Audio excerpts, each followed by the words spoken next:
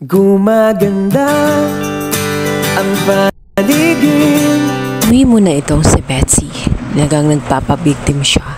Sinabi niya na kung siya lang din ang magiging dahilan kung bakit laging magkaaway ang mag-ama, ay mabuti na lang daw na magdesisyon siya na umalis na muna pansamantala. Ngunit may iba siyang plano at natitiyak niya na kahit siya ay umalis, ay gagapang pa rin at luluhod pa rin itong si Robert sa kanya at magmamakaawa. Sinabi niya sa kanyang ina na kahit pinagbigyan niya itong si Jenna, ay hindi naman ibig sabihin ay panalo na siya. Dahil natitiyak niya na may gagawin itong si Robert dahil siguradong hindi siya matitiis nito. Lumipas ang mga ilang araw, nakita nga ni Jenna ang mga pagbabago sa ikinikilos ng kanyang ama. Naging tahimik ito masyado at madalas itong tulala. May kakaiba na nangyayari sa kanyang ama. Sinabi naman nitong si Gerald na maaaring wala lang siya sa mood. Ngunit tingin nga nitong si Jenna ay iba at kilalang kilala niya ang kanyang ama. May dinadamdam ito na ayaw sabihin sa kanila. Baka nga ang isip nito ay hindi pa rin siya nakapag-move on dahil sa pagkawala at pag-alis nga nitong si Betsy. Ngunit umaasa si Jenna na maging maayos din ang lahat. Ngunit umusad ang mga araw, kailangan na ngang bumalik sa States ni Jenna at ni Gerald para asikasuhin ang kanilang negosyo doon.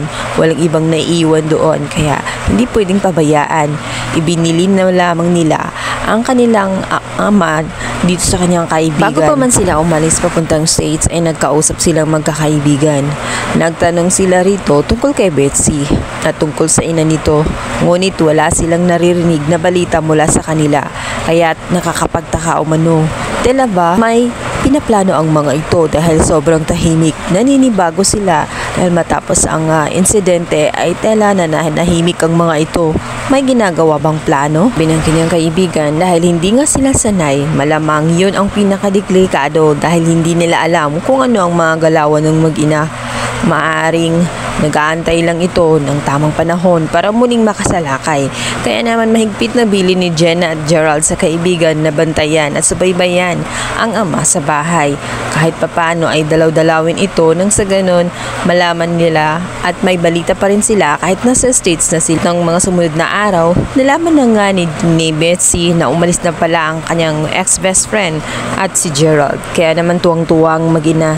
Sa wakas ay wala nang hadlang kung mapupunta sila ulit sa bahay nga nitong si Robert. At nang masagot na ng mag-ina na wala ng mga ito, agad nagplano na ng mga susunod na hakbang at plano kung paano mapuntahan at makumbinsing muli itong si Robert. Ngayon ay wala nang hadlang sa kanilang mga plano. Nagdrama ang ina nga nitong si Betsy. Sinabi nito na may karamdaman ang kanyang anak at malala na.